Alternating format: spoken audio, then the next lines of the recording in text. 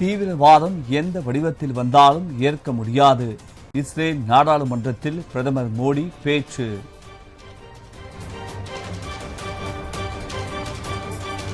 தமிழகத்தில் தேர்தல் ஏற்பாடுகள் குறித்து தலைமை தேர்தல் ஆணையர் ஞானேஷ்குமார் இன்று ஆய்வு. அரசியல் கட்சி பிரதிநிதிகள், காவல்துறை உயர் அதிகாரிகளுடன் ஆலோசனை நடத்துகிறார்.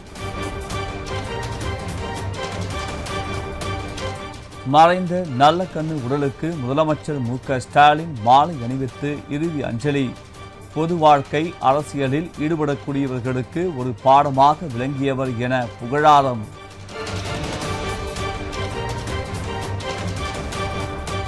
சட்டமன்ற தேர்தலில் திமுக கூட்டணிக்கு மக்கள் பூஜ்ஜியத்தை தான் கொடுக்கப் போகிறார்கள்.